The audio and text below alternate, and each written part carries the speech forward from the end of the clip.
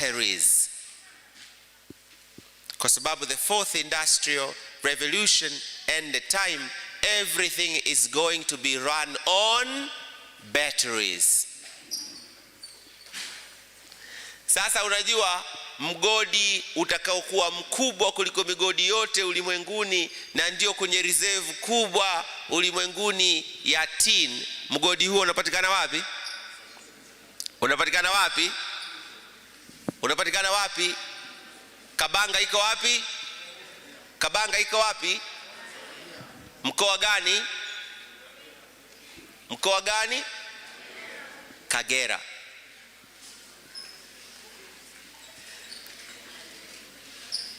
Nickel, tin, graphite, hizo tatu ni component muhimu za kutengeneza mabetri. Kwa hiyo nchi zote za kimagharibi wanapotaka kutengeneza mabetri lazima watuonesie tumejiandaa vipi. Tumejiandaa vipi kutumia mahitaji yao kama mtaji wetu, kutumia shida zao kama fursa kwetu. Hao tukiwapiga kodi vizuri, tukawatoza vizuri na tukaweka utaratibu ambao tutanufaika, hatutaenda kutozana kodi zile tunalalamika. Na namshukuru sana Mheshimiwa Rais, nasikia amesema tutafakari tena jambo hili la tozo za miamala.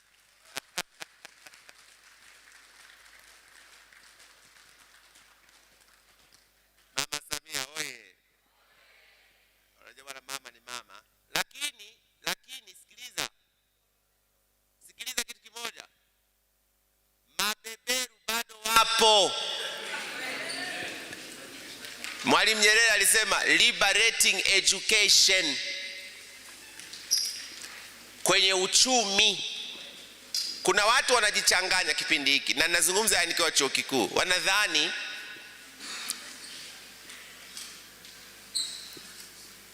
Mwalimu Nyerere aligombana na mabeberu, au sio?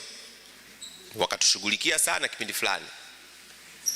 Uchumi wa Tanzania kutoka 60s ulikuwa growth iko juu, development iko juu. 70s growth chini, development juu. 80s mpaka 80s, early 90s growth hakuna, development hakuna. Lakini ukiuliza kwa nini 70s tumeshughulikiwa sana na 80s na mabeberu. Soma historia ya uchumi wa nchi yetu. Wakalazimisha ni marufuku kutoa subsidies to your farmers. Kati ya 1991 mpaka 95 tukafuta ruzuku kwa wakulima. Ruzuku maana yake nini? Ng'ombe serikali inampatia pesa kidogo kusupplement chakula chake. Mbolea mfuko ni 50,000, serikali inakupatia 15,000, wewe unalipa 35, ndio inaitwa subsidy. Wakasema achana kuwapa subsidies hawa, wacha wapambane na hali zao. Sasa unatakiwa ukubali ili wakupe msaada. Tukabisha hivi mambo, afu wanavuta, wana kama na kakamba wanavuta pap, anabisha tena, ndio vuta tena pap, inazidi kuuma, anaachia bado kakoma, wanavuta tena pap. Baadaye unasema basi unakubali. Hata mwalimu alipambana sana, wakawa wanavuta pap, anakataa wakavuta pap. Mwalimu akafanya ubishi, nawaambia mambo ya ajira hapa, si ndio jamani? Akasema wananizingua. Akasema hapa Tanzania kuna gesi, tukipata gesi hawa tumemalizana. Akaomba wa Marekani, naomba mnisaidie kufanya exploration ya gesi kwenye along the Indian Ocean. Wakasema hapa hakuna gesi, hata maji ya kunywa tukichimba yapatikani hapa. Akasema kweli? Mbona nchi zingine wanachimba gesi huko kwenye pwani huko? Akaenda India, akawaomba Wahindi, ndio mji wake mnaposoma marafiki wa nchi yetu wa kweli. Sikilizaga vitu vya ukweli upate kwa ndugu zetu wa ukweli. Ukiona tunapata vitu kutoka kwa watu ambao traditionally sio ndugu zetu, ogopa sana. Wahindi wakaja wakafanya exploration na wakadrill kisima kimoja katikati ya pwani na Lindi. Wakadrill, wakamwambia mwalimu, gesi imepatikana pale. hakuamini, wakamwekea bomba ndefu, alafu kapigwa moto kule juu. Ule moto mwenge uliwaka kwa miezi mitatu, bonge la moto. Mwalimu akasema asante, fukieni, tia zege, tia mchanga na majani weka juu. Watakapokuwa tayari watakuja kutumia hiyo gesi. Unajua hata tulipokuja kuwa tayari, mimi nitasema tena, sisi wabunge tuna kazi ya kusaidia serikali. Hii habari ya education system ni muhimu sana. Ni muhimu sana kwa sababu tunaposhindwa kutap existing opportunities na mahitaji yetu, hiyo mismatch ndo mtihani. Kwa mfano sasa hivi, wacha niruke hivi kuna huko. Hivi unajua siku hizi wamefanya utafiti, watu hawali nyumbani. Watu wengi hawali nyumbani. Alafu watu wengi wanakula vyakula ambavyo wanaopika wanaamua nyinyi ndio mle, sio vyakula mnavyotaka nyinyi. Wewe tangu zamani unakulaga biriani. Lakini siku hizi uje biriani ndio habari ya mjini. Ukienda Dar es Salaam kwa mfano, nenda kwa mtu fulani mzee biriani. Huyu anaitwa biriani nani? Yaani mtu jina afu biriani, Polepole biriani. Si nani biriani? Nani biriani? Si nini biriani? Hizo biriani mlivyokuwa mnakuwa nyinyi mlikuwa mnakula biriani.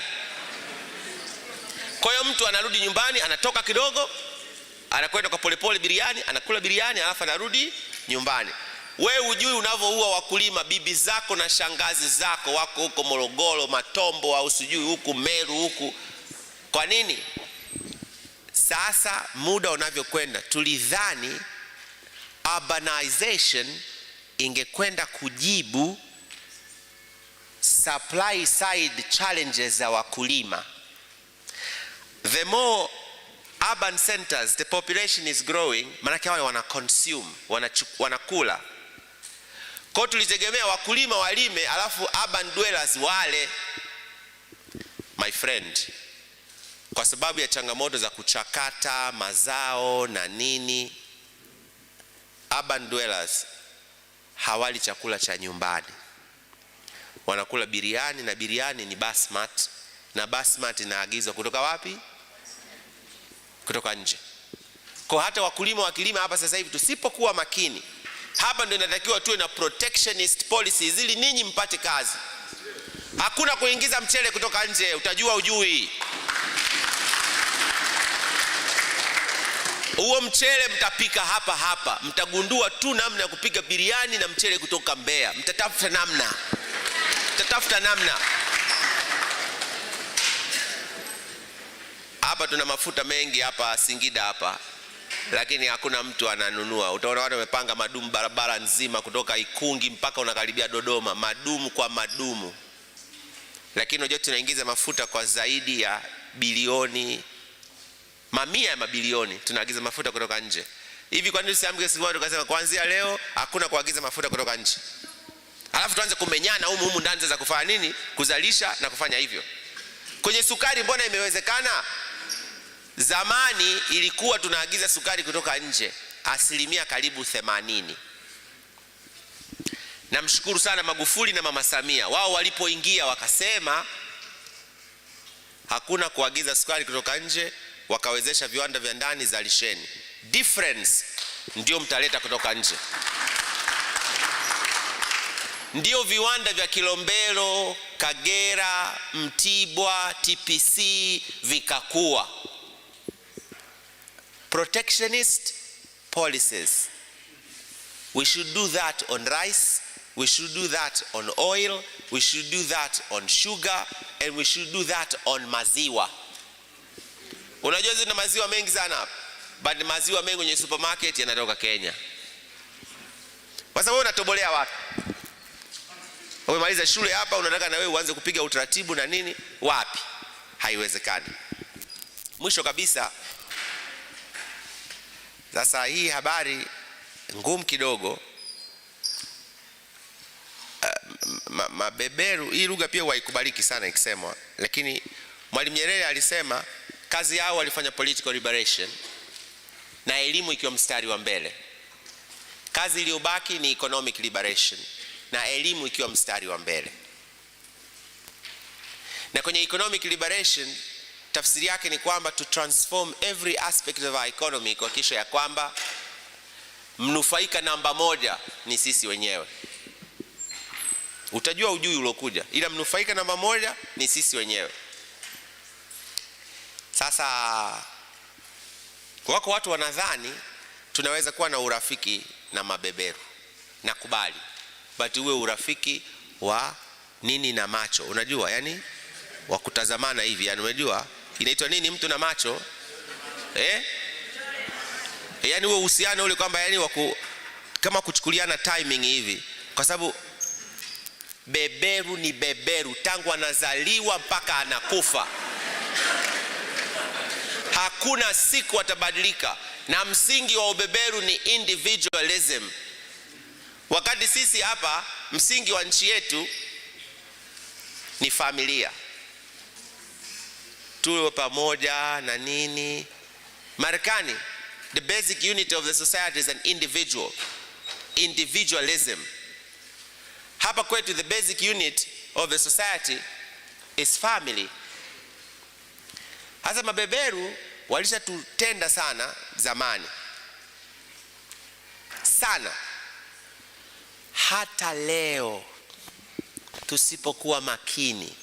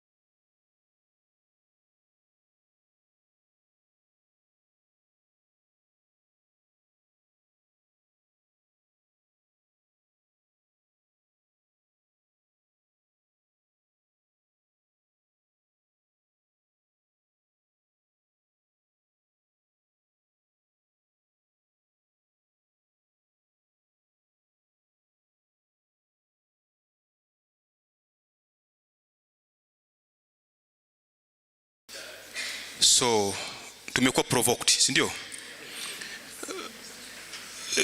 On 2nd of July 2021 we had another public lecture. Ilikuwa inatolewa na Dr. Jacqueline Mkindi, the CEO of Taha, ambao wakuwepo.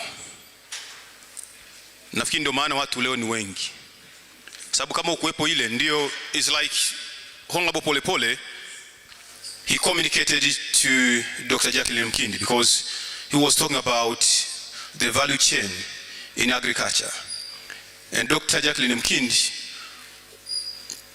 was sharing with us the value chain within the horticulture industry. Na horticulture inafanya vizuri in Tanzania, though tunaambiwa Kenya wanaingiza up to $3.5 billion per year, lakini sisi tuna nafasi mara 6 kwa Kenya. So you can ask yourself, where is your position kuhakikisha kwamba hii agriculture inafanya vizuri, na bado kuna mambo mengi. So thank you Honorable Polepole for the good presentation.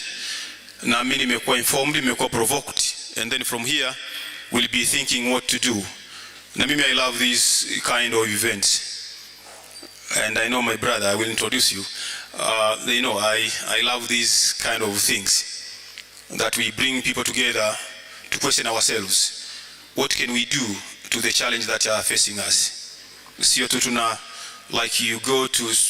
I was asking myself, nilivyokuwa nasoma education and psychology, and I think I will share with my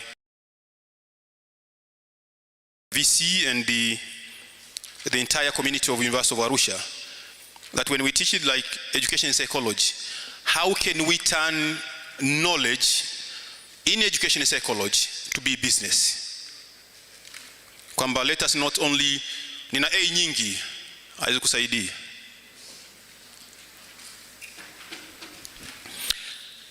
Anyway, I will share with you because we are planning to have a big international conference here in November, and because Honorable Polepole is here also, we will inform you and see on how we can help each other to make sure that that event is possible. Lakini nilichojifunza kwamba are we able to identify opportunities? Je, elimu yetu inatusaidia ku identify opportunities? We have our recent graduate from University of Arusha is living in Maswa District Council. This year waliandika andiko lao, is from this university. Wakaandika andiko lao la kutengeneza bakery. They were given more than 100 million by Maswa District Council. Kwa mnaofikiri kwamba University of Arusha sio sahihi, you are at the right place. Ni wewe mwenyewe tu kuamua. It's called Emmanuel Paul. I know some of us we know him. Walifungua tarehe 2 tulivyokuwa na event also, walikuwa wanafungua kile kiwanda chao kule Maswa. Kimegharimu zaidi ya milioni 100. So as tunasoma lazima also we learn how can I convince people kwamba I have my idea. Unawezaje kuwashawishi wale watu and then waka. So there are a lot of things to vya kufanya. And before we go to the another session that is question and answers, may I take this opportunity and I guess the speaker allow me to introduce some of the guests that came baada ya kwa tumeanza tukio hili. Tuna vijana kutoka Sokoine University of Agriculture, from Makumira and from University of Dodoma. Hawa ni watu wa protocol. May you please stand up and wave to the participants. Vijana kutoka SUA.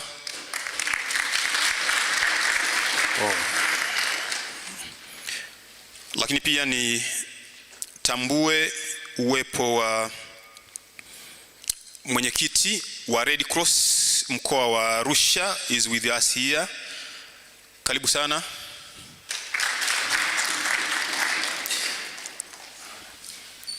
Nilitambua tu kwamba Mheshimiwa Polepole lazima atambulisha watu kabla mimi sijasema. Najua tu hawezi kuwaacha hivi hivi. japo nilikuwa ninataka pia kuwatambulisha kwa mara nyingine. Tuna Marietta Martin, ni mjumbe wa baraza la UWT kwa Arusha. Lakini tuna Goodluck Gwamaka Mwasomola, is from Tanzania Youth Elite Arusha region. Lakini tuna dada yetu anaitwa Yasmin Bachu, mwenyekiti wa umoja wa wanawake mkoa wa Arusha. And may I also introduce, tulikuwa na bahati, we invited also the speaker of the East Africa Community Youth Council, Youth Assembly, that is Helena Molel, lakini amelazwa kuweza kufika. So you can see kwamba tulitaka kuwaletea vijana watu wenu, lakini sio tu kwamba yeye akuja, kuna mwenyekiti, the chairman of the East Africa Community Youth Assembly is with us here today, James Leonard Magumba. So if you have any issue within the East African community, I know there are a lot of opportunities within the community, this is the right person with us. Kwa hiyo ni sehemu ya kunetwork, kubadilishana namba, so that we can tap those opportunities. So before we go to the question and answers, I would like to, at least for 2 minutes each of the following people to share, so that we can have much time on the questions and the answers. May I welcome the Director of Employment Service Unit from the Prime Minister's Office. I'll ask you to talk to this congregation for 2 to 3 minutes, please.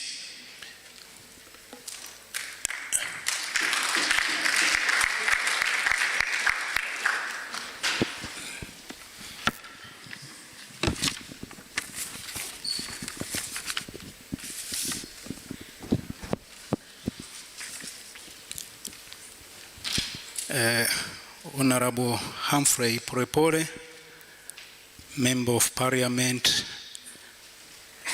Professor Mann, who is the Vice Chancellor of University of Arusha. I also recognize all the Vice Chancellors and the other leaders of the university. But also I recognize other guests who are invited to this congregation, but also the Arusha University community. I also join hand to thank the university for inviting us to attend this very powerful public lecture which has just delivered by Honorable Polepole. Thank you very much. Because of time, allow me to just reflect a few aspects from what Honorable Polepole have just presented. And as a matter of fact, I will also use both English as well as Swahili. Thank you very much, Honorable Polepole, because all of what he presented is so what I call the reality of the labor market. And I always, when I have an opportunity to talk to the whether graduates or university students, I talk about 10 realities of the labor market. So I will say a few or stress to those who have just presented in order to make some points because of time. 10 realities of the labor market. Sitazungumza zote kwa sababu zingine mheshimiwa amezizungumza na sitaki kurudia chochote. Ukweli wa kwanza ambao nataka tu ni uzungumze ni ukweli kwamba ukosefu wa ajira upo. Globally, but nationally. Huo ni ukweli. Na kuna takwimu ambazo nawapa assignment, unemployment rate Tanzania as well as globally zipo. Like the point I'm making, unemployment is a reality. That's the first point I want to make. The second point, the reason behind, or the causes, the main cause of unemployment is the so-called imbalance between the supply and the demand. When I say the supply, ninamaanisha wale wanaoingia kwenye soko la ajira. Mheshimiwa alitoa takwimu vizuri, kutoka kwenye level mbalimbali za elimu ni wengi ukilinganisha na mahitaji ya soko la ajira, au ukilinganisha na uwezo wa uchumi ku create employment opportunity. That is also another reality ambayo ni vizuri ukaielewa. Lakini jambo lingine, kwa sababu ya imbalance, and this is a global phenomenon, tuna ukweli mwingine sasa kwamba kazi hizo ambazo ni chache zinazozalishwa kwenye uchumi, ushindani wake ni mkubwa. Ni lazima tu compete globally, lakini pia tuna compete locally. Mtakubaliana na mimi kwamba Tanzania sio kisiwa, and this is a fact. Unapoalika investors, unaalika pia wafanyakazi wengine. Capital move with labor. That is a global phenomena. Na nchi ambazo zinawekeza zaidi, lazima utakuta na wafanyakazi wake kutoka kwenye hizo nchi ni wengi. Ni ukweli kwamba napoenda kuweka mtaji wangu mahala popote, kwa vyovyote lazima niwe na leba watakaolinda mtaji wangu. That is a reality. Kwa tunapo enjoy uwekezaji, we should also enjoy labors from other nationals. Kwa hiyo tuna compete globally, tuna compete kwenye regions. Tanzania is a member of SADC, is a member of African Union, is a member of EAC. And I can tell you, kwenye Jumuiya ya Afrika Mashariki tuko kwenye stage karibu ya 3 ya integration. Na katika stage hii, one of the key pillar is free movement of what? Labor. Na kwenye EAC Common Market Protocol, of which I also participated to develop, kuna one of the pillar ya free movement of labor. Of course hatujafungua in its totality, lakini ipo na ndio uhalisia kwamba at a time tutakuwa na free movement of labor. Lakini kama nilivyosema, ni member wa regional integration zingine. Kwa hiyo element ya free movement of labor is there. Na nataka muelewe huu ukweli ninyi ambao mko kwenye vyuo kwamba at a time, kama competition ulikuwa nadhani ni wewe na mwanafunzi mwenzio, from today elewa kabisa kwamba ushindani wa kazi ni kati ya mimi na waloko, ni kati ya mimi na mwingine wa wapi, anayetoka kwenye other nation. But also we have also to compete to other labor markets. That is another reality. Ukweli mwingine, nashukuru mheshimiwa ameuzungumza. Kazi zilizopo zipo kwenye sekta ya kilimo. 66% ya nguvu kazi yote inayoingia kwenye soko la ajira inaajirika kwenye sekta ya kilimo, kule ambako suti kama niliyovaa ya kwangu hazivaliwi, kule ambako huwezi kufunga tai kama wengine ambavyo tungependa iwe, lakini ndiko ambako ninyi wote mnaotarajia kuingia kwenye soko la ajira. 66% employment opportunities are in agriculture sector and other productive sector. Hapa mko wangapi? Tungehesabu 1, 2, 3, 4 mpaka 10, watu 7 ninyi mnaonisikiliza hapa mtaajirika kwenye sekta ya kilimo, whether you like or no.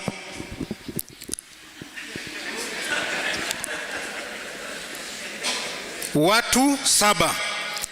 Alafu 21% ziko kwenye sekta isiyo rasmi, kwenye ajira self employment, kwenye sekta mbalimbali, mainly informal sector. Sawa eh? Halafu 7.9 ndio wanaoweza kupata wage employment kwenye makampuni binafsi, kwenye private sector. 7.9.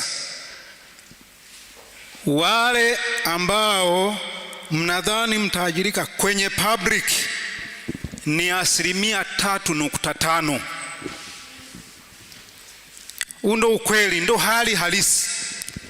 The point I'm making, the reality I'm bringing to you is that among you who are seated today, 66% of your career are in agriculture, whether you like it or you don't like.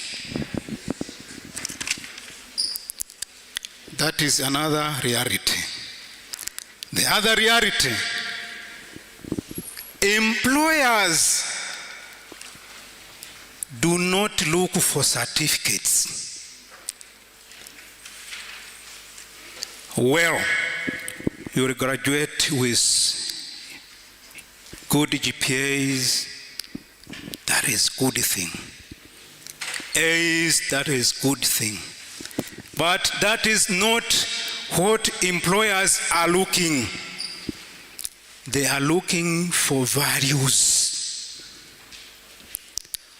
With your certificate, with your good GPA, with your whatever you will be able to get, what employers look for, and actually not employers, what is needed by you to even employ yourself, the values. Cheti chako, mimi huwa nawaambia, sijui kama nitawaudhi, kinakusaidia tu kuwa shortlisted, kwamba uliwahi kufika University of Arusha, ni kitambulisho kama vitambulisho vingine. Baada ya hapo, the values you have.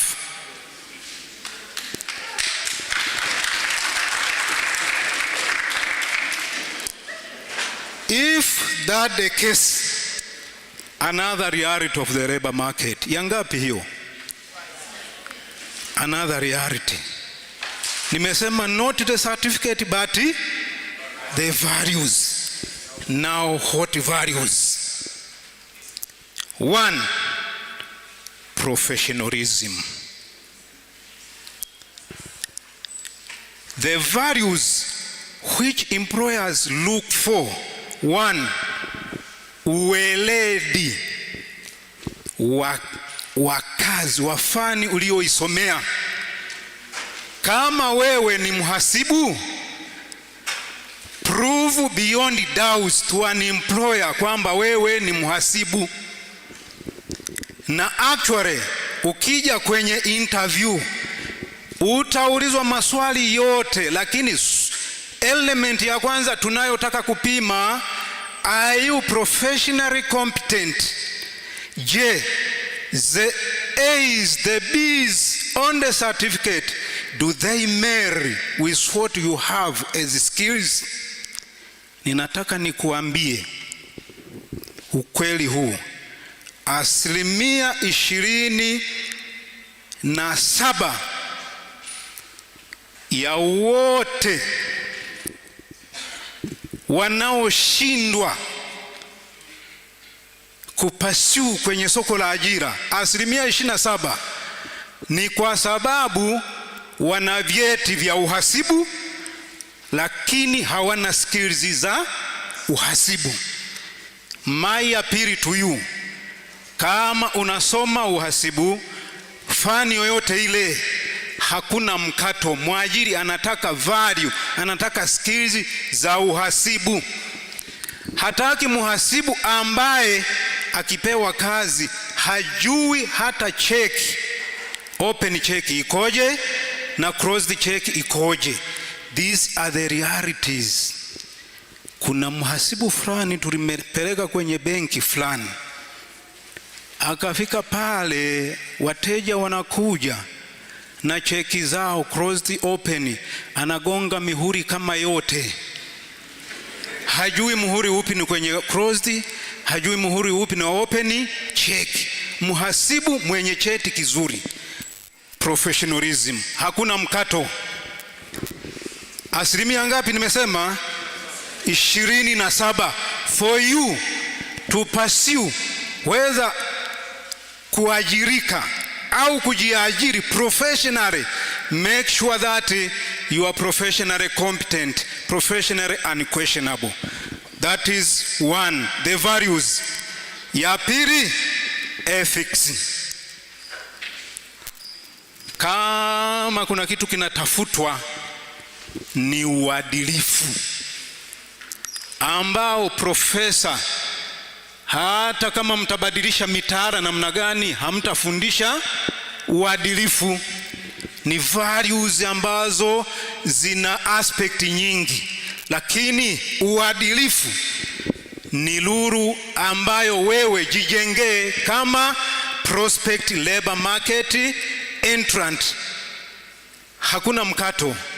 Wanataka watu waaminifu, wanataka watu ambao hawatafichua siri za taasisi.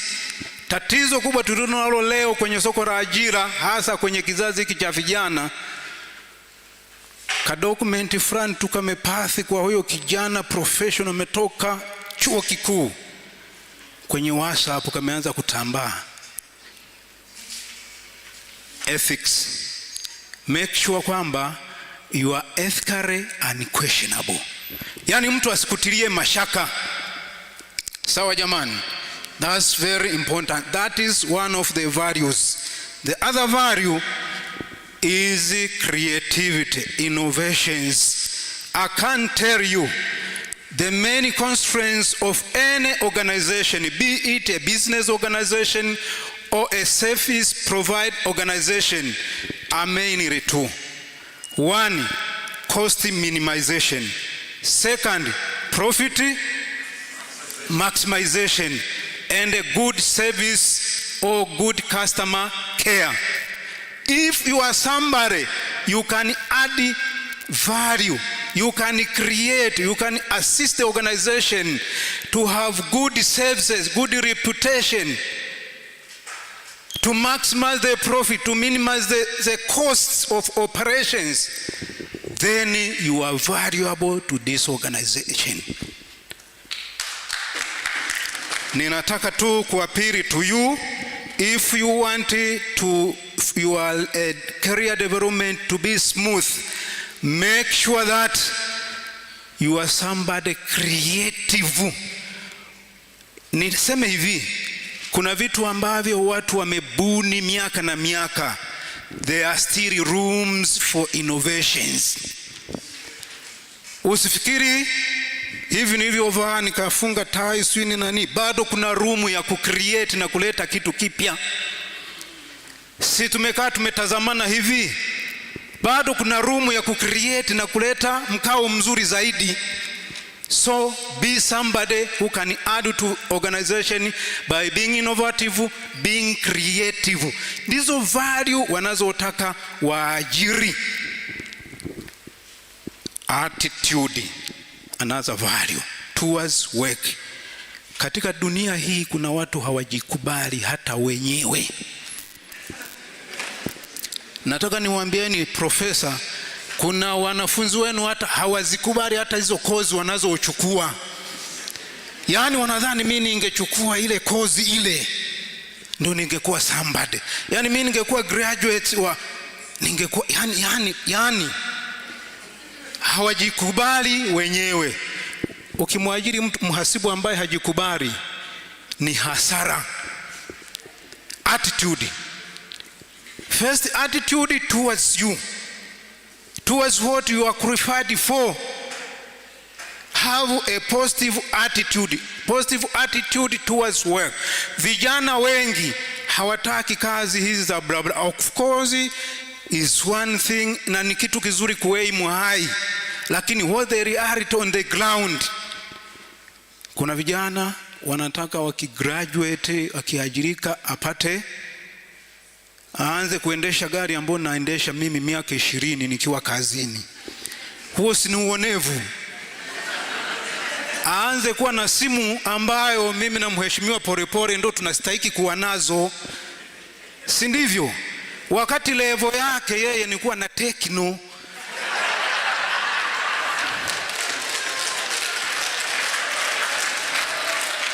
Hebu nyosheni mkono ambao mna iPhone hapa, hebu nyosheni mikono.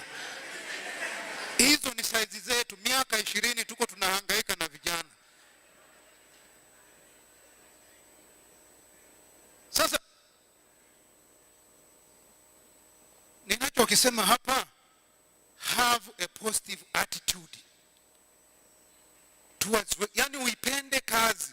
Uone kazi ndo msingi wa wewe kufanyaje, kufanikiwa. Weki hadi ili ufanyeje, ufanikiwe. Na kwenye ajira, wakati fulani waajiri anaweza akawa na kazi zake za ziada. Unajua tunahangaika nao kwenye maeneo ya kazi. Kuna mtu ameambiwa muda wa kazi, sijui kama hapa University of Arusha wapo saa 2 mpaka saa 10. Ikifika saa 10 huyo mtakatifu anaenda nyumbani. Sasa kwenye soko la ajira ni zaidi ya hapo. Kuna wakati utalazimika kufanya kazi overnights, kuna wakati utalazimika kufanya kazi weekends, kuna wakati utalazimika kufanya kazi extra. Have that positive mind.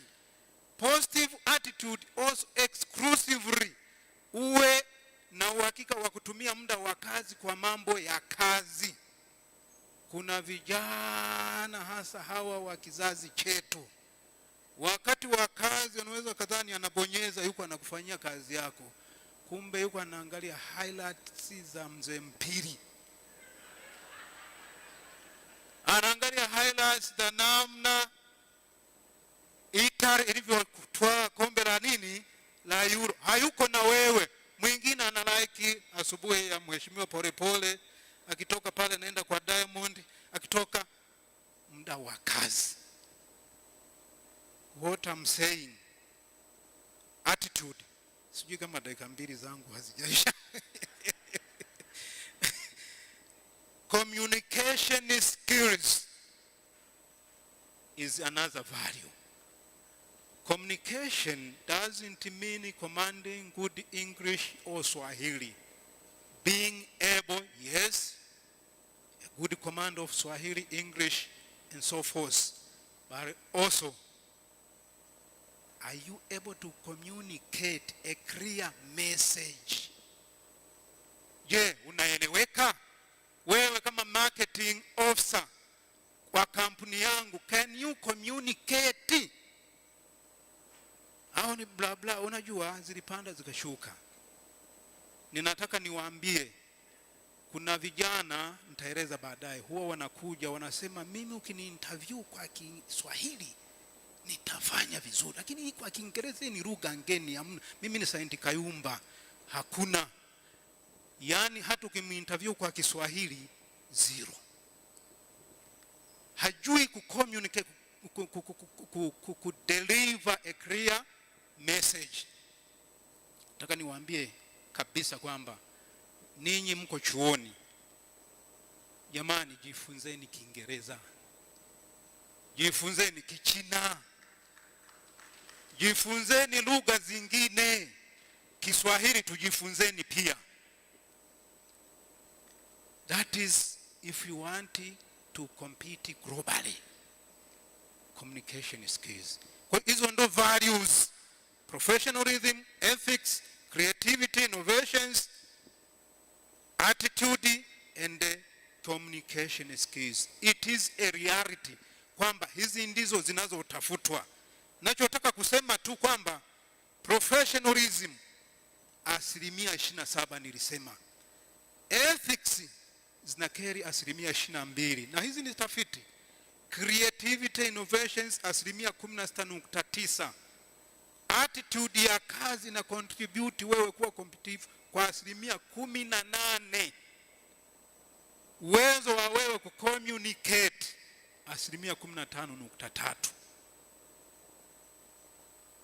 Kwa hiyo ili wewe uweze kuajirika, hizi attributes nilizozitaja zina contribute kwa 10% hizo, na ukizichambua hizi, ile professionalism ni 27% tu, ambayo ndo tunaita hard skills.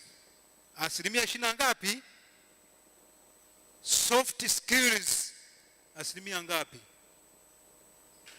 Jamani, 27 hard skills ambayo ndo professional. Zinazobaki ni 20 ngapi? 70. The point I'm making, for you to get employed, for you to self-employ, for you to be competitive in the labor market, 27% will be attributed by your professional, by you being an statistician, economist, an accountant, or wherever you are. And the rest are the soft skills which are hardly taught in classes. They are taught or they are acquired through the interaction of the class, society, and many other factors.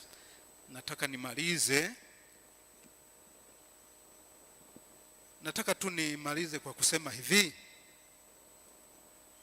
Mimi ninatokea ofisi ya waziri mkuu, na ofisi ya waziri mkuu tuna kitengo kinaitwa Employment Services Unit, ambacho mimi na wenzangu wale ndio mimi ni mkurugenzi wake, na tuna maafisa. Ofisi zetu ziko Mwanza, hapa Arusha zipo, Dar es Salaam na Dodoma.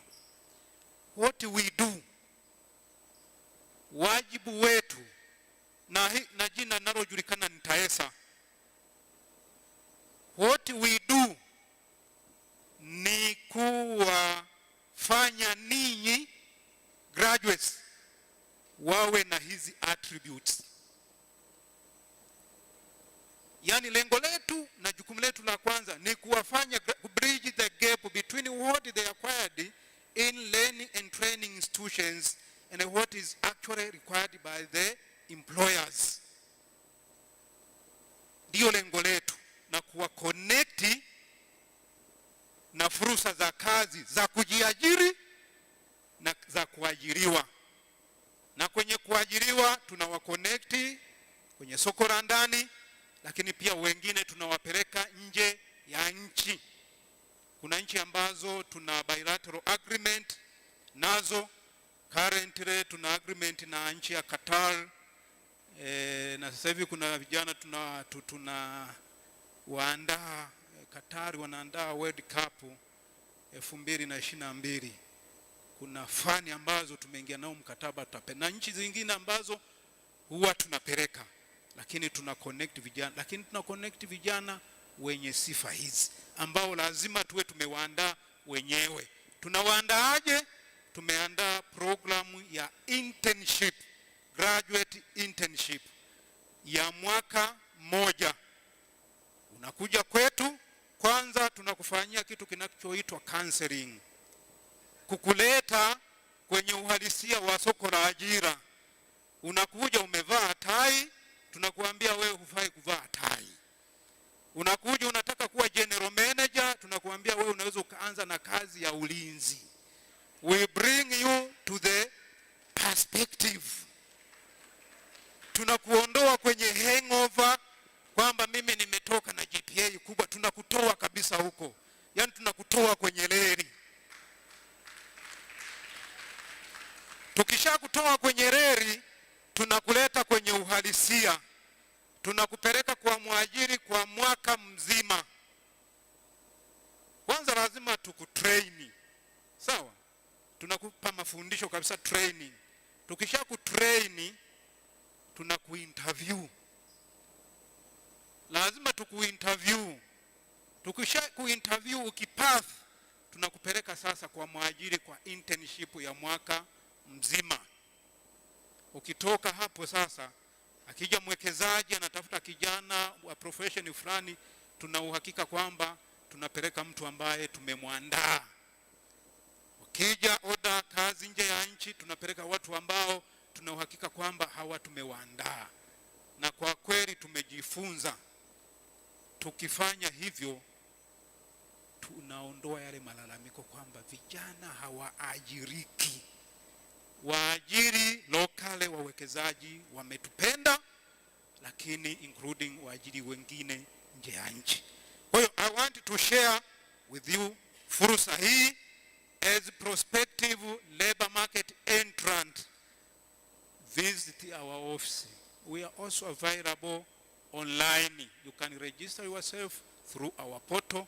Tutashare na ninyi, lakini we will bring you into perspective before we connect you to the to prospective employer.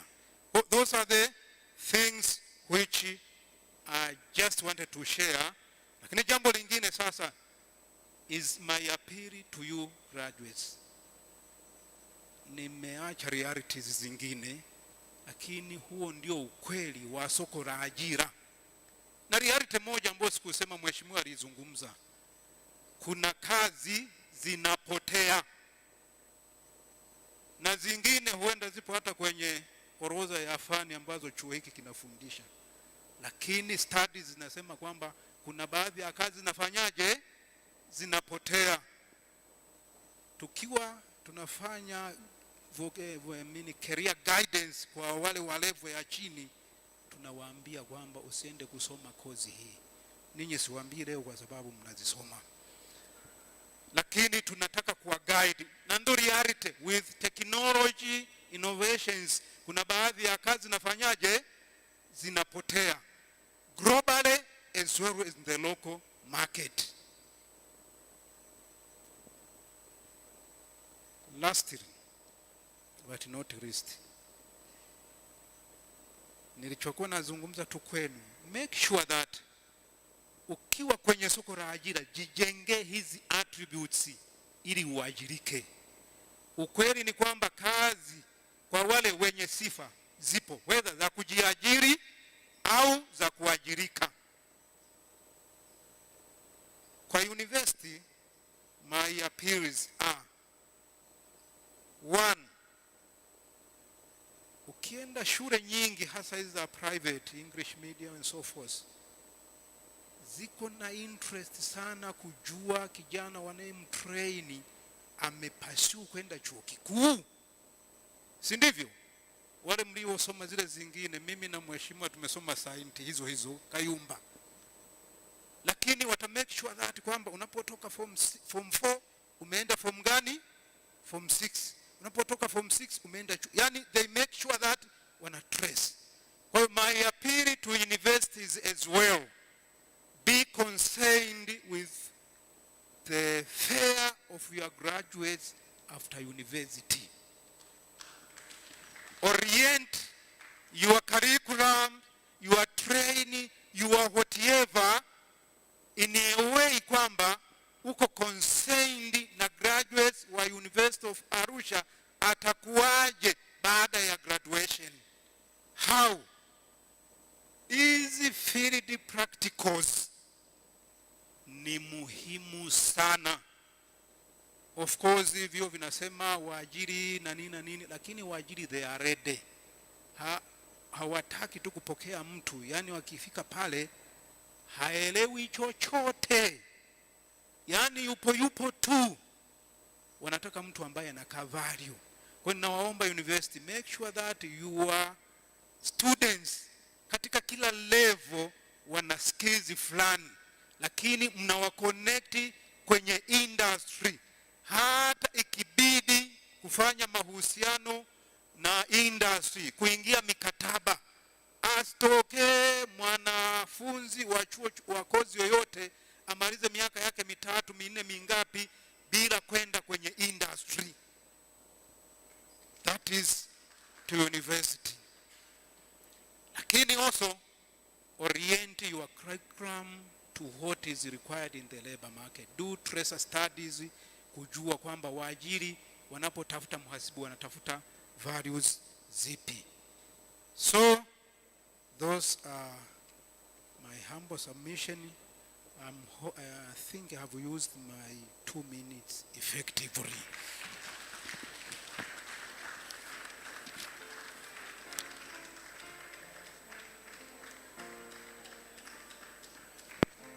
Hello. Lil, I love University of Arusha. Yani kama muipendi basi mtakuwa mnatufanyia tu hiana. Because I said if we came here to be informed. Nafikiri mmesikia habari za graduate internship. Did you know kama kuna vitu namna hiyo? Vinapatikana wapi hivyo? University of Arusha, you come here, you will be informed. And the director said you can be even connected. Nilikuwa nazungumza pale na ndugu yangu Zege, nikaona nafikiri director baada ya hapo will have to have conversation na maafisa wako tuone how can we connect our graduates with the Prime Minister's office through the Employment Service Unit. Samuda.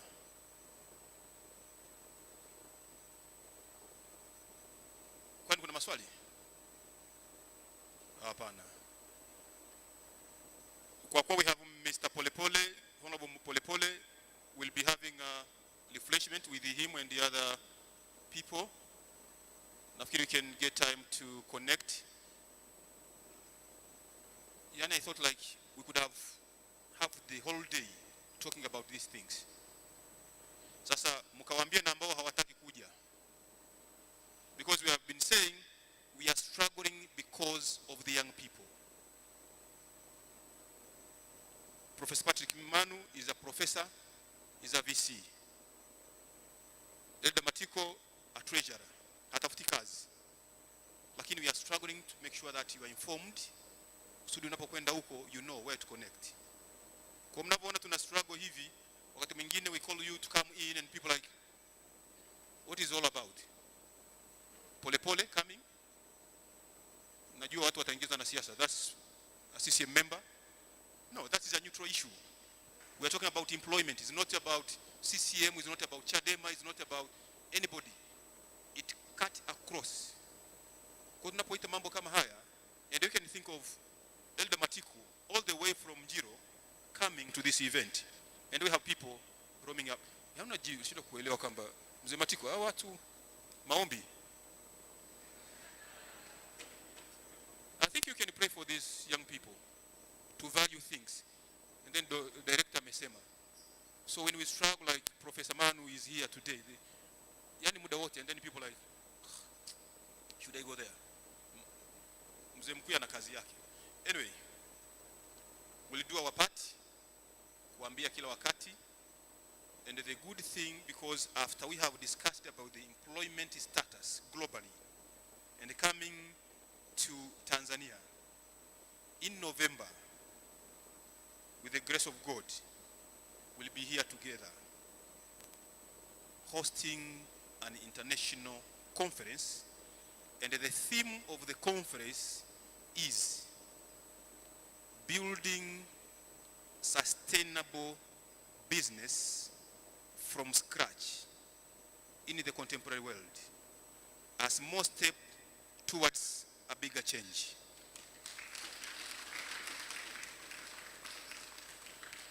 Kwa baada ya kuwa tumeujua ukweli, then let us come here again in November kujua how can we build business. And I hope Honorable Polepole will also be here, and one of the speaker will be Dr. Jacqueline Mkindi, CEO Taha. Kuona wakaribisha wote. It will be a big event. So choose University of Arusha. Yani hivi utapata kwingine. Mmepewa graduate internship. I love that. Ni graduate huko miaka 2008, 2012 University of Dar es Salaam, lakini I didn't know kwamba there are such opportunities. So please, niwaombe mkiridhia. Najua nitaka nimpe nafasi my brother James Magumba, my sister Jane Yayuka, my boss, though sometimes she's like no, lakini is my boss. Lakini mniruhusu kwamba tufunge because of time. Alafu if you have anything to share with these people around here, will be there at the cafeteria. Nafikiri tufanye hivyo, lakini I love like tunahitaji kuwa na hii issue ya almost the whole day. Lakini Eldamatiku pia we are planning to have another conference maybe before that of November, which will be talking about parenting, family and marriage. Kwa sababu watu wote tunatoka kwenye malezi, tunatoka kwenye familia, na nilikuwa nasoma kitabu kimoja kinasema 50% of all the marriages end up in a divorce. Do you know the impact of a divorce to the young people? Now we are here. The way we parent our children now. Nilikuwa naongea na mtu mmoja kwamba you are a Seventh-day Adventist member, alafu dada naelewa watoto wako is a Muslim or any other faith. Do you know the contradiction that can come out of that? So I'm also interested, na nafikiri Eldamatiku watakubaliana na sisi kwamba nafikiri tuje sasa tuzungumze pia how can we make sure that watu wetu wanakuwa watu bora. Kwa maana nilikuwa naangalia hayati Mwalimu Nyerere wakati ana miaka 39 alishaaminika kuwa rais wa nchi hii. We can ask ourselves, ukiwa na umri wa miaka 39 unaweza kuaminika kufanya nini? Kamati ya harusi? Labda maswali mawili tu kwa maombi ya Mheshimiwa Polepole. And the Vice Chancellor, Honorable Polepole has requested at least only 2 questions. A brief one, 2 questions, please. Sio kusema tunakushukuru sana na nini, questions. Maana najua tu hapa taleta mambo ya siasa. Na sisi siasa tutaki.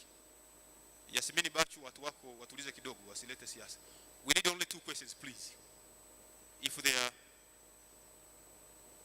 maswali mawili tu.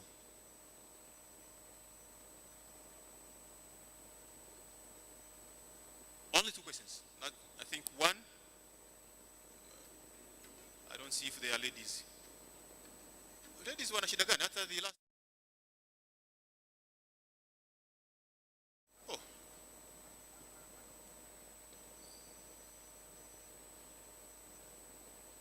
Unaweza kusogea mbele pamoja.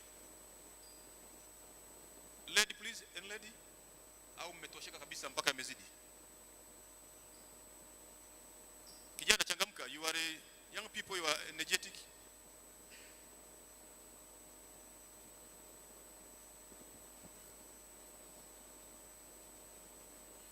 Hakuna msichana au mama au mdada?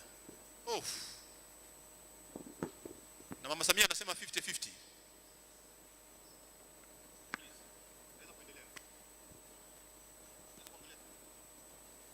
Asante. Mimi naitwa Bazili Julius Sule, natoka University of Makumira.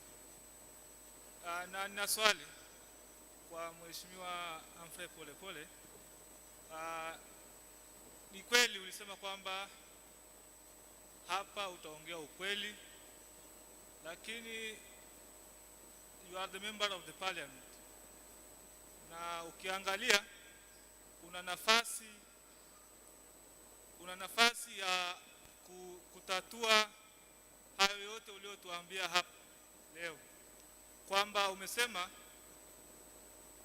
ajira nyingi au sehemu kubwa ya ajira ya vijana au ya watu wetu imebase kwenye kilimo. Lakini ukiangalia sasa hivi serikali yetu haitoi nafasi kwa vijana ili waweze kutumia hizo fursa. Ukiangalia kwa mfano sasa hivi, please go straight to the question, because hayo ni maelezo alafu tutamaliza muda mwingi hapa. That's why I said be brief. Asante. Na swali langu ni je, serikali imeandaa nafasi gani kwa vijana ili waweze kuzitumia hizo fursa ambazo zipo?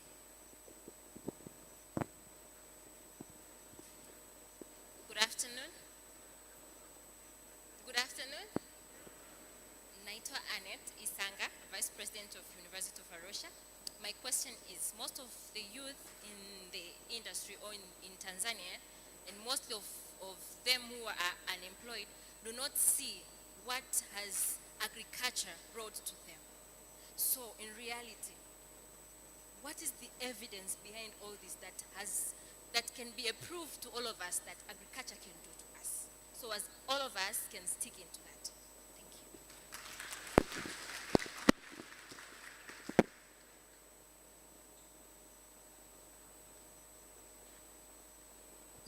Asante sana. Thank you very much, Vice Chancellor, for allowing at least 2 questions. So the first one, serikali imeandaa fursa gani kwa vijana ili waweze kushiriki kwenye kilimo? Nafikiri kwa sababu ya muda, basi kwa sababu serikali ilikuwa madarakani ni ya Chama cha Mapinduzi na mimi ni sehemu yake, kwa namna hiyo kwa nitajibu kwa mtindo huo. Muda ungetosha huenda mkurugenzi angefafanua vizuri zaidi, lakini kile ambacho nakijua na ndio uhalisia, mambo mawili. Moja, haya mambo yote ya kwenda kushiriki kwenye uwekezaji wa kilimo unataka uwezeshaji, lakini uwezeshaji sio kigingi namba moja. Napenda ifahamike hivi, fedha sio tatizo. Tatizo ni mawazo mazuri ambayo tunaweza tukawekeza fedha. Lakini licha ya kwamba fedha sio tatizo, mambo mawili yanafanyika. Moja, mtakuwa mliwahi kusikia zamani kuhusu mabilioni ya JK. Mliwahi kusikia hii story? Sio kama 25 bilioni nafikiri. Lakini sasa hivi serikali imetoa maelekezo kwa halmashauri zote nchini zitenge 10% ya makusanyo yake ya ndani, na makusanyo hayo wapewe vijana, wanawake na ndugu zetu watu wenye ulemavu. Na kule bungeni, mimi ni mwenyekiti wa hiyo kamati ya kudumu ya bunge ya utawala na serikali za mtaa. Kwa kila mwaka wa bajeti, kabla tujaenda kwenye session ya budget, lazima serikali kwa ujumla wake watakuja kwenye kamati ambayo mimi nimepewa dhamana ya kuiongoza, na waeleze wametoa hizo fedha pamoja na mambo mengine namna gani. Rai yangu kwenu, mimi nitafurahi unisumbue hivi, tumekwenda halmashauri fulani, tuko vijana 5 hadi 10, tumeomba tuwezeshe milioni 2 ya kulima carrot. Ili eneo mlilokuwepo hapa wanalima mazao mengi ya mboga mboga. Ili eneo mlilokuwepo hapa wanalima mazao mengi ya mboga mboga. Nitafurahi uje kuniambia wametukatalia, ili mimi nijue namna ya kushughulika nao watakapokuja wapi? Bungeni, kwa ushahidi. Kinyume na hapo, watakuja bungeni wanasema tumetoa pesa. Sasa mimi naomba tutengeneze utaratibu mzuri, tuwe na namna fulani ya kutrace. Ninyi si mko hapa, usifikiri kukaa chuo hapa uwezi ukafanya mradi wako kule kwenye bustani huko chini. Tafuta wenzako, iko halmashauri hapa ya Meru, si ndio? Meru DC, si ndio? Ndio eneo hili. nendeni mkawaombe pesa. Tena semeni kaja Polepole hapa, kasema tuje kuomba pesa hapa, tuko vikundi sisi, mtupatie. Sasa wasipotoa, wewe lete hizo habari kwangu moja kwa moja, jamaa wamechomoa. Hiyo mimi naitunza tu hivi. Usifikiri kitu kidogo, kwa sababu mimi nikikomaa mtu anaweza akaliwa kichwa, na sio kitu kidogo. Kwa hiyo naomba tuwe play part yetu, halafu tufuatilie upande wa pili. Proof that truly agriculture is what it is and that we should venture onto it. Everybody eats. Everybody here eats. Each one of us here takes food. Food comes from agriculture. What we are saying, there is a substantial amount of staple foods here in Tanzania that is not produced in Tanzania. It is being imported. That is not good for our economy. But a substantial amount of food produced in Tanzania is supposed to be for Tanzanians and for export. Not the other way around. That food is imported and supplied to Tanzanians. Na nitakupa mfano mdogo tu. Nilizungumza kuhusu parachichi. Parachichi. Ziko carrots. Haya, mtu mwingine akaniambia, nilisema kwenye Instagram, nataka mwashauri nini watu wa Arusha. Mtu mwingine akasema mbegu ya parachichi nayo ni dili. But hakuna mtu atajisumbua. Haya, mtu mwingine akaniambia maganda ya machungwa nayo ni dili. Hata mimi alipomwambia nikawaza, kwa inabidi kwanza ninunue machungwa, nikishakula machungwa, alafu ndio nichukue maganda. Kumbe hapa kuna watu wengi wanauza machungwa. Wanachotakiwa kufanya, wale watu wote wanauza machungwa jioni, badala ya kutupa yale maganda, wanakusanya, wewe unachukua, unaenda unayachakata.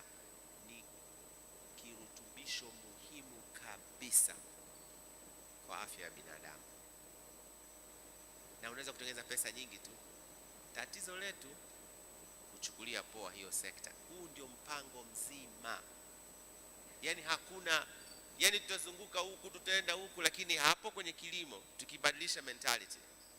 Rai yangu mimi kwa serikali, tuwekeze zaidi kwenye kilimo, zaidi na zaidi, na ikiwemo barabara za vijijini ambazo kipindi hiki serikali imeweka fedha nyingi sana kuhakikisha kwamba ukilima hata kama ni ndani sana huko, utakuwa na barabara ya kuleta mazao yako mjini. Mwisho, mimi na vijana kadhaa tumebuni an application.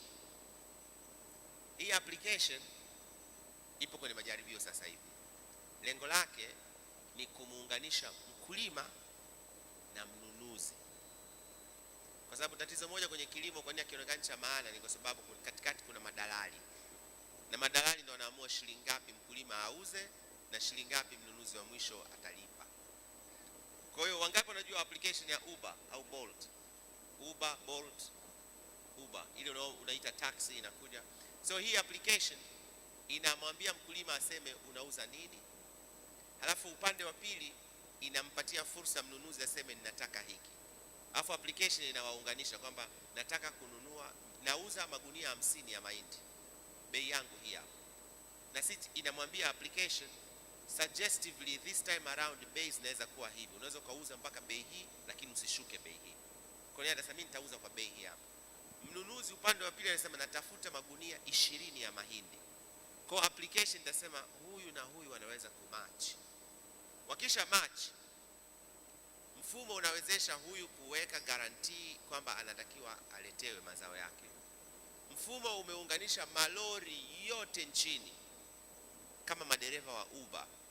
Kwa hiyo kishakuwa tayari, mfumo umeunganisha pia wa vifungashio. Kwa hiyo utafungasha kwa vifungashio fulani certified, kwa maana ya kuhakikisha kuna ubora. Alafu baada ya hapo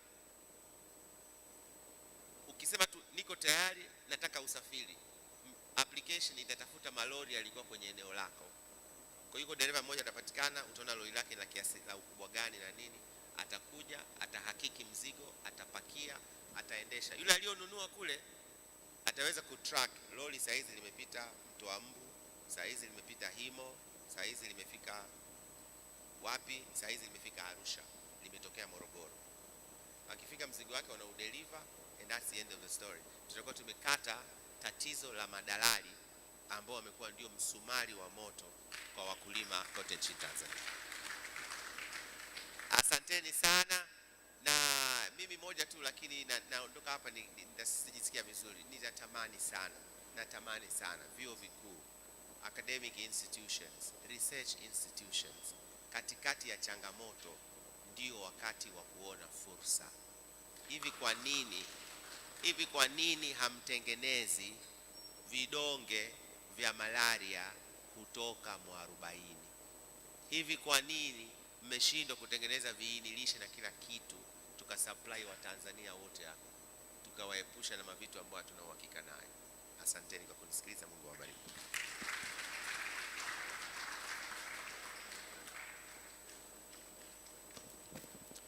During war or during peace we need food. Si ndio? Iwe amani, iwe vita, chakula. Na Humphrey Polepole amesema habari za utafiti. Dr. Jacqueline Mkindi pia alizungumza kwamba what we need to do, research and development.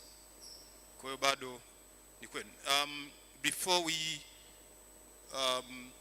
I invite Professor Mken to come for the remarks. May I introduce my team? Mimi ni mtu mdogo tu, nimepewa kuwatambulisha. Kwa hiyo kwanza nitambue the Office of DVCA Academics. I know Professor Wetengere is not with us here today, lakini PS wake alikuwepo and she has gone out for other duties. Lakini pia nitambue ofisi sana ya fedha under the leadership of my brother Yusuf Zege and my brother Welwel. Lakini pia nitambue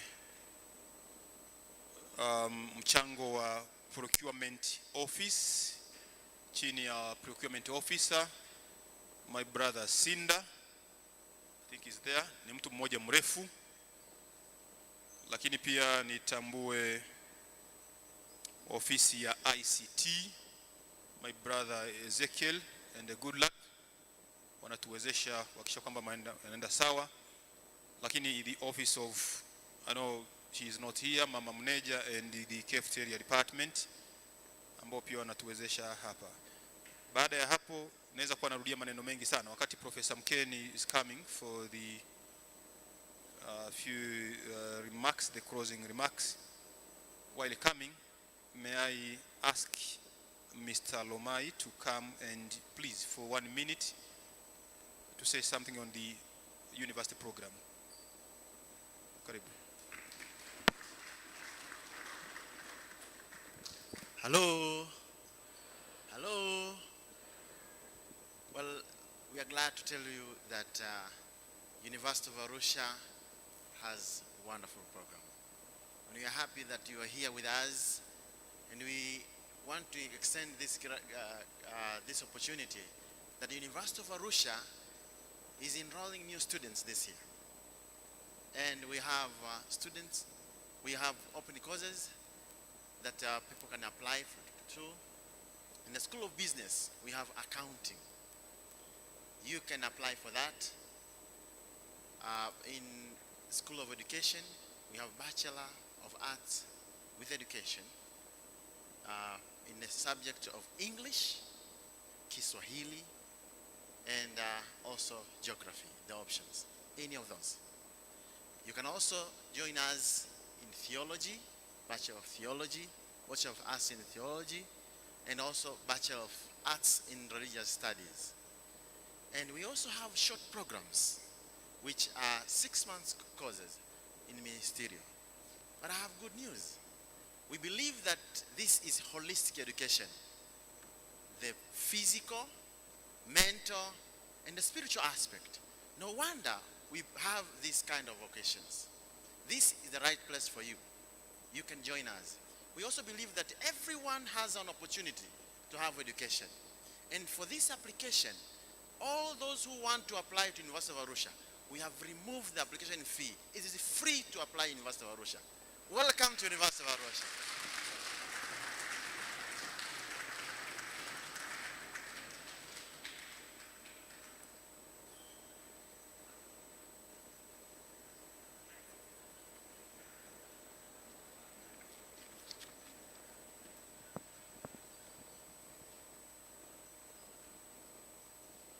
Honorable Humphrey Polepole, Member of Parliament with a myriad of responsibilities, the leadership of the University of Arusha, represented here by the Vice Chairperson of Council, also a member of the trustees of the Seventh Adventist Church in Tanzania, my Vice Chancellor, Professor Patrick Manu, invited guests, members of the UA community, both staff and students, good evening. I feel honored to take this opportunity to make the closing remarks. And in this regard, I would like to start with the choice of the topic itself, youth and employment in the contemporary world.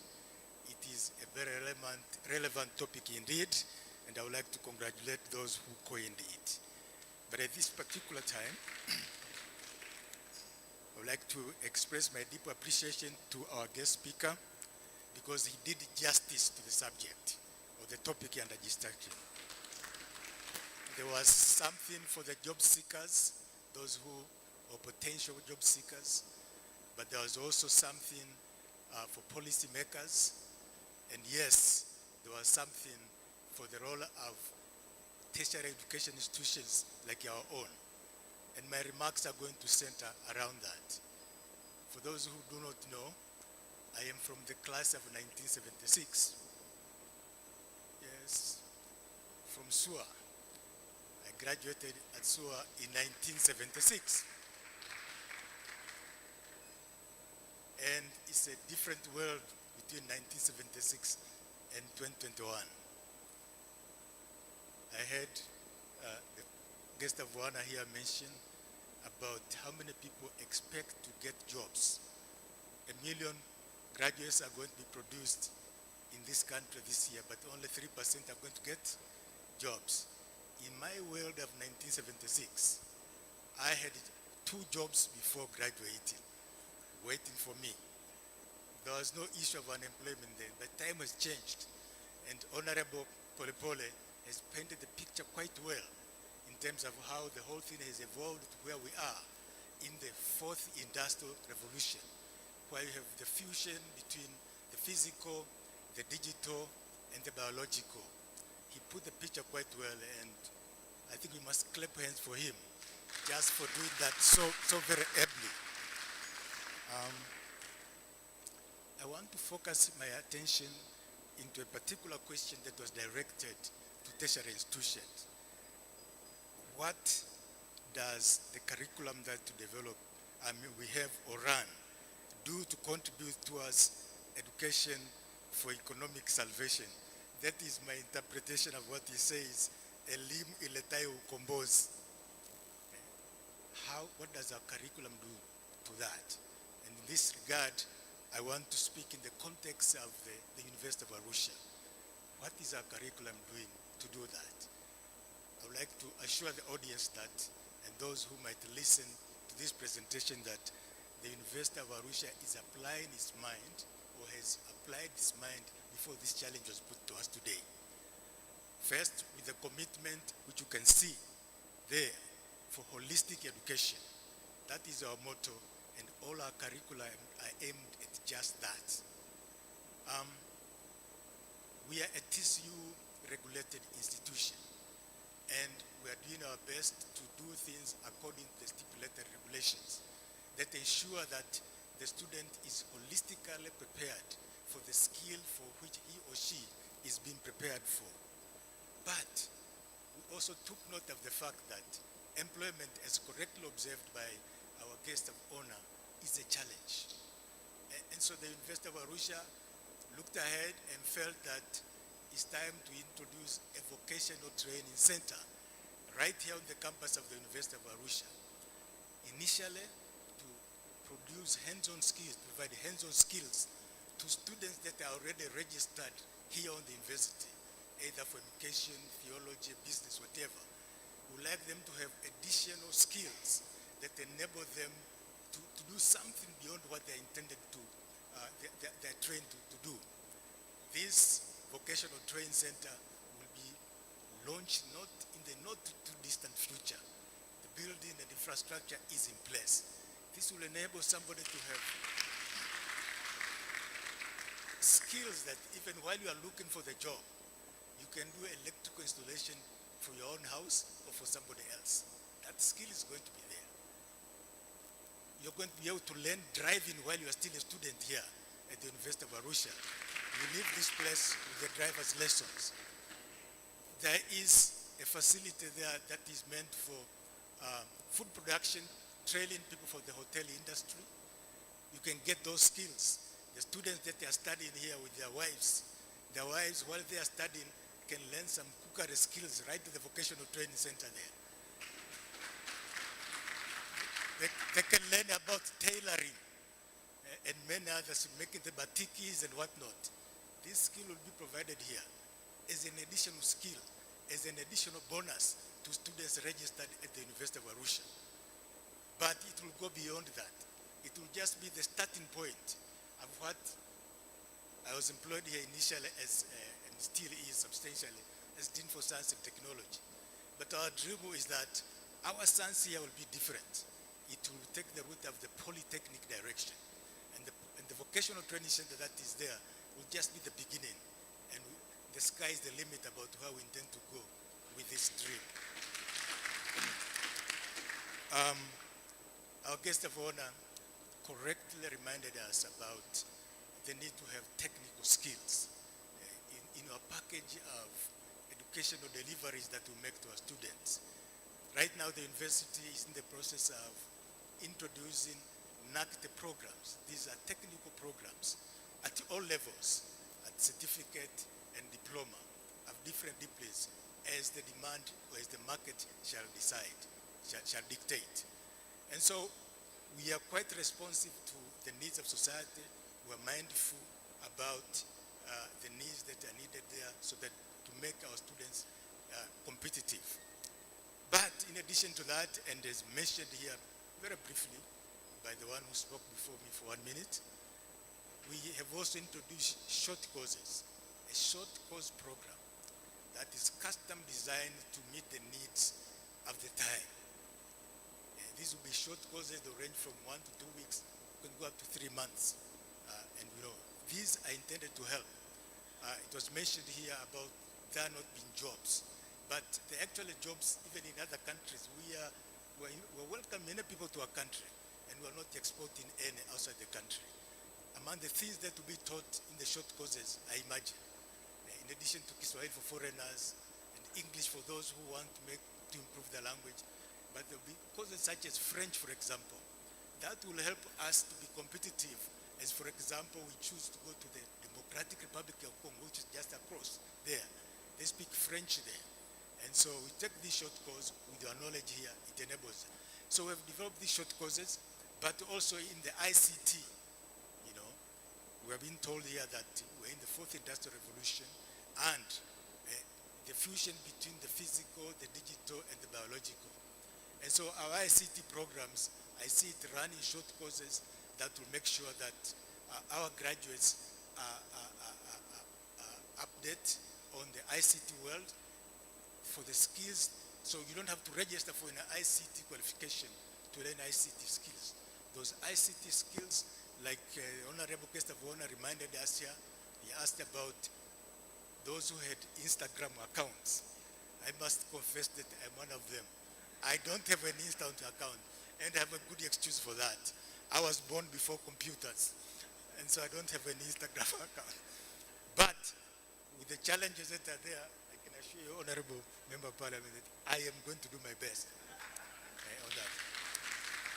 Now, all these things that I'm saying, but before I say what I want to say now, the university also has programs to start farming projects on your vast university land here. And this will enable our students through a work program to have opportunities to make their hands dirty right here on the university farm, so they will not be afraid of getting involved in agriculture. And all these good things that I'm talking about here are under the stewardship of our Vice Chancellor, Professor Patrick Manu. Now, he nicknamed me earlier as the John of the Baptist of the University of Arusha. Now, John the Baptist in the Bible cleared the way for Jesus to come, the Savior. Well, he is the Savior of the University of Arusha. Professor Patrick Manu. So he has a tall order, to achieve that goal. As for me, I have achieved that goal because I cleared the path. And so he's there where he is. But for him, but I'm quite sure that he's equal to the task, as we shall give him the cooperation that we need. Now, our guest of honor spoke about policies, a couple of policies. He even touched about the regulatory authorities, the TCU, the NACTE, the VETA. My reading of the situation is that I'm not sure whether these authorities have friendly interactions with each other to create space for everyone. And as somebody who has influence that you have, encourage that friendly interaction. But one that's coming to me that I would like to pose to our guest of honor, which I learned as I was clearing the path for Professor Patrick Manu. I realized that our government, and I can be corrected, is not giving much support to private institutions. Not much support. I have been a class of 1976. I've traveled the world. I've been all over the world, all over, literally. I've spent time in Norway, extended time, in Yemen, in South America, in Canada, and lately South Africa. Government there support private institutions. They recognize the role of private institutions and give them the right support. And not just even academic institutions, even businesses. Like a lot of businesses around the world suffered because of COVID-19.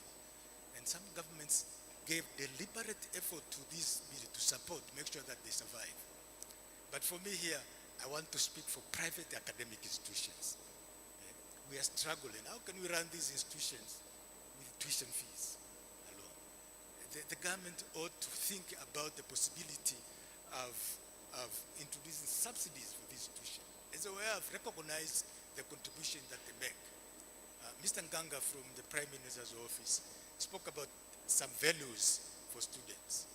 And I would like to say that with testimonies that we receive about the ethical values of graduates of the University of Arusha. Can I hear claps for that? Very ethical values. We had some feedback from schools where our students went for teaching practice. And these schools would compare students who came from private and public universities. They scored very high for us. Because we stress on ethics here. It's holistic education that emphasizes ethics here. Ethical lifestyle, ethical businesses. And so we pride ourselves. And I would like to thank the guest of honor for making a public declaration that the University of Arusha is open for business. As mentioned by the marketing officer here, we are registering first-year students, and we are promising you to give you all the support that we need. The university is ready and over-ready to receive you and to train you and to equip you, to prepare you for service in the era of the fourth industrial revolution.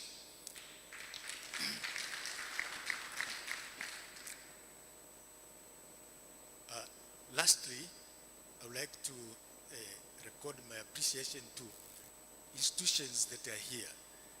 Maybe I should just see, let me start by favoring myself. Those who came from Sokoine University, because I studied and worked there. Can they just stand up? Oh, it's just one. It's in the representative. Well done. Yeah. Makumira, these are our neighbors.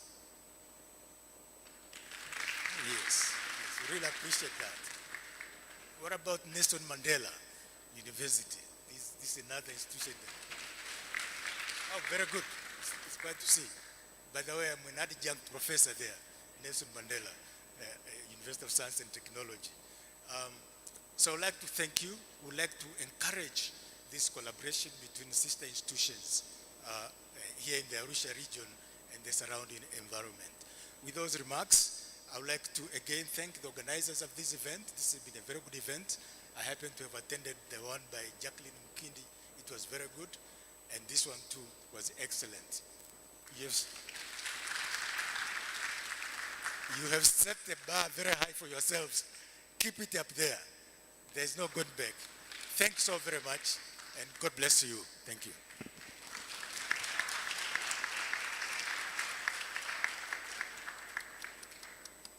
And now may I invite Madam Rugumisa to give us the closing prayer.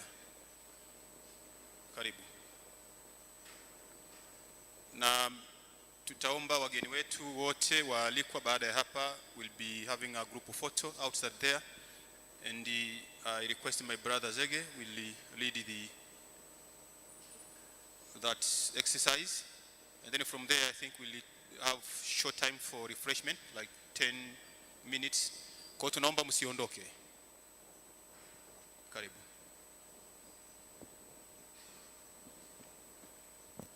Tusimame tafadhali. Tuombe. Mungu wetu mtakatifu, tunakushukuru kwa sababu katika dunia hii kila siku unatufundisha katika nyanja mbalimbali kwa ajili ya utukufu wa jina lako. Ni mapenzi yako ya kwamba tukue kiuchumi, kijamii na katika kila nyanja kama tunavyokuwa kiroho vile vile. Tunakushukuru sana kwa ajili ya wageni watukufu ambao umewaruhusu kukanyaga ardhi ya chuo hiki kwa ajili ya maslahi ya chuo hiki na kwa ajili ya utukufu wa jina lako. Tunapotoka hapa tunakusia kwamba tunapokusudia kuchukua mafunzo haya na kuyatumia katika maisha yetu kwa ajili ya utukufu wa jina lako, hebu tuwezeshe. Bariki wawezeshaji wetu na viongozi wetu. Bariki nchi yetu Tanzania. Bariki viongozi wake pamoja na rais wetu. Bariki wote wanaokuwa na mapenzi mema kwa ajili ya wananchi wa taifa hili. Likuze taifa hili na uliondoe katika umaskini na kuliweka katika vilele vya juu kadiri unavyoweza, pia unavyoendelea pia kulikuza katika uadilifu.